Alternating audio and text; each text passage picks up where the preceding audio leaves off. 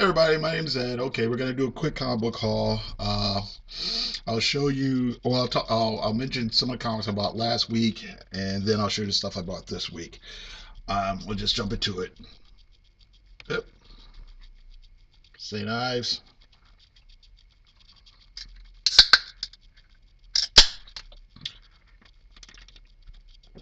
Cheers. Yeah. All right, so I got War's Hell and Crypt of Shadows. These were a couple of one shots that Marvel put out. This is all in celebration of their 80th birthday or 81st birthday, 85th birthday, something like that.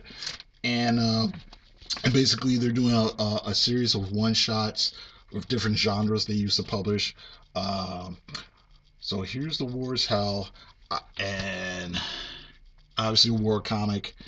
Crypt of Shadows, obviously a horror supernatural title. They're also going to be doing a western. There's a funny animal comic coming out. A couple of science fiction titles coming out. Um, and I want to say something else that I can't think of right now. The Ward's Hell story, actually, I was surprised to learn, has a story, has two stories, and one of them is by Howard Chaykin. So that was a fun surprise, and it's all about this guy who's a German soldier who likes a jazz music. Although, of course, jazz is decadent American music made by Negroes and popularized by the Jews. So it's really not something he's supposed to be into, but la di da. And then his other story is about some kid. You think it's this kid who's like a Somali war soldier, child soldier or something. But then you figure out it's probably a spirit that's taking over different people and killing for the sake of killing in these war zones and things. And then for Crypt of Shadows, there's two stories, but they kind of blend together about this guy telling his story about his past life and all these crazy things he did, and how he's always dreaming about these dogs and whatnot and wolves. And then the second story, which kind of taps into it as well, is about his wife, and his wife loved this dog, and there was some other stuff going on about him trying to uh, create some sort of chemical or some sort of medicine cure or whatever, but it's got side effects. I don't want to give the whole thing away, but but it was okay. Both of these things were like just this side of okay. I probably like Crypt of Shadows a little bit more. All right. Let's see here. Cover? No, I don't. Well, I'll just show you some of the art from cover. I think I talked about cover before. I really like the art. I think the art is fantastic. I think Brian Michael Bendis messed up with the direction of the story. I mean, I think I mentioned before, I really feel it should be a crazy, over the top farce, and it's kind of not. It's kind of this thing where nothing really interesting happens, or not too much, but the art is just so great. It's so fantastic. So I'm just down for buying it just to dig the graphics and design and everything. Uh, Pearl, number 6. This is the end of the arc, and the last issue, kind of brought things up a notch for me. I really like the premise and the idea. This should really be like uh, uh, this would make a great thriller movie, I would think. It's basically about this woman. Well, I mean, I like the whole thing about this woman. Her family's a tattoo artist, but she's also this hit man or hit person, I guess. And she's in the middle of this mob war between these yakuza guys and these other organized crime guys who people who I guess run a strip joint or something. Uh, but it's really the setup is interesting and the characters are interesting. It does suffer again from the Bendis sort of slow, decompressed storytelling, and the part that should be great, which should be the action, is actually the worst part of it. And I think the problem here is it's a comic book and it just doesn't deliver on a comic book action. Even though there is action, it's very stilted and boring. Um, but I do like the coloring he's got in here. The storytelling, when it's just people talking, actually works for me. So, like I said, it's not as great as it could be, but I ended up sort of okay liking it somewhat. It was all right. It was all right. After taking the story as a whole, it was all right. So, all right. Naomi. This is another one of Brian Michael Bendis's Wonder Comics teen hero thing. And I'm not sure what the deal is. It seems like it's this girl. She lives in this small town, and one day Superman just kind of has a fight that's uh, he just kind of blows through in on one of his adventures, having a fight and whatever everything. And because it's such a sleepy small town, nothing like this ever happens, and so everybody thinks this is such a really super big deal. And there's all these rumors though that once upon a time there were some other superheroic things going on, and nobody really knows what it is.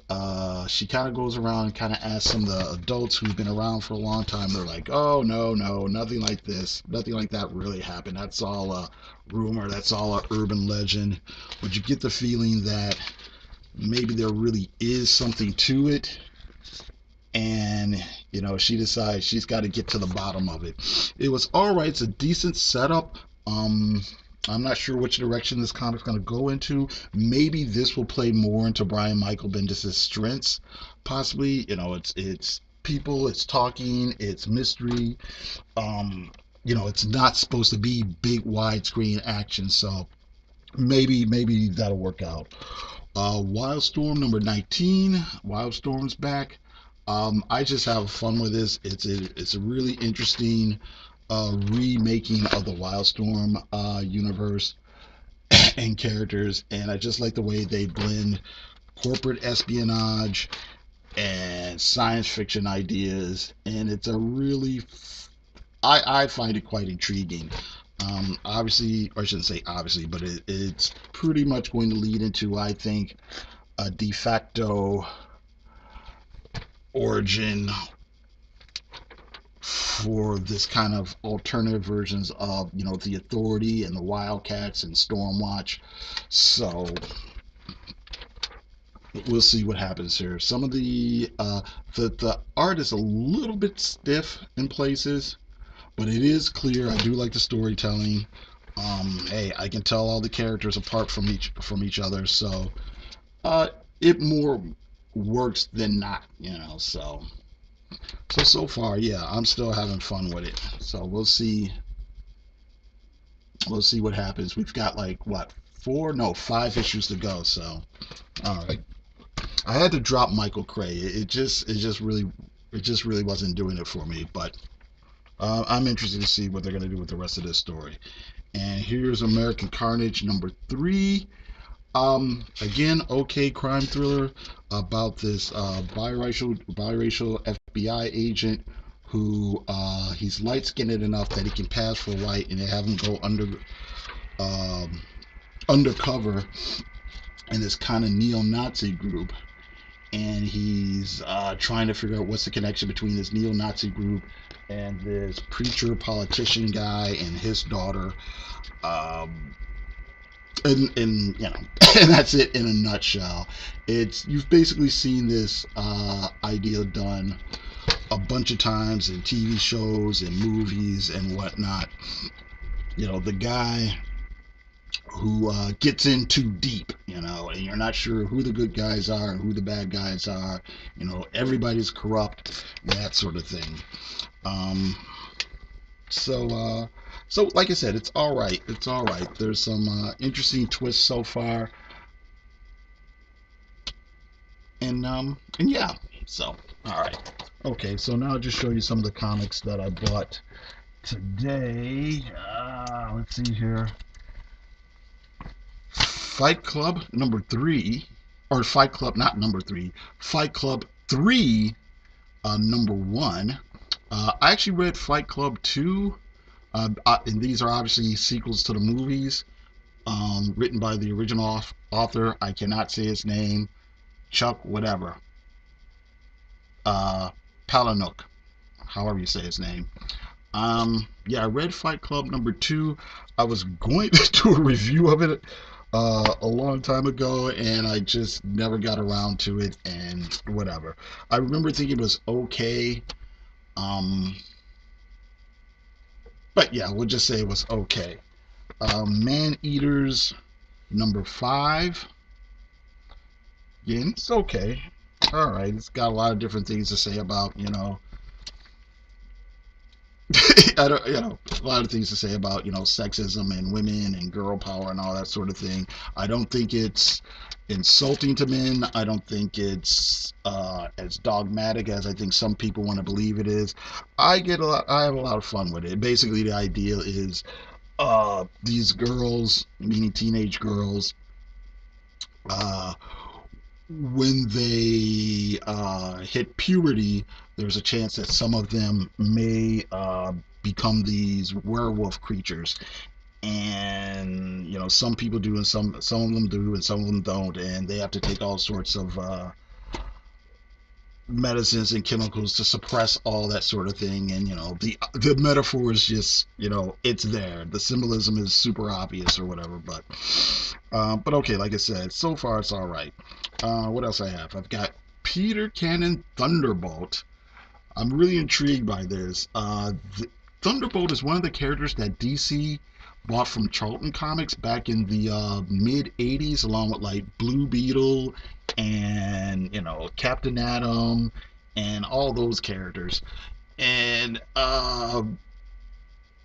it's interesting that they let this character go. They kept the rights to those other characters, but they let Peter Cannon Thunderbolt go. So I find that interesting, and I'm just kind of curious as to what kind of direction they're going to take this comic in. So we'll see. We'll see.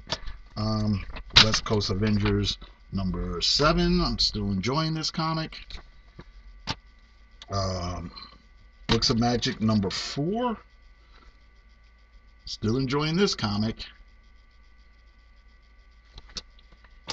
Heroes in Crisis number 5. Ah, it's problematic, but I'm still reading it, so all right. And I also got Live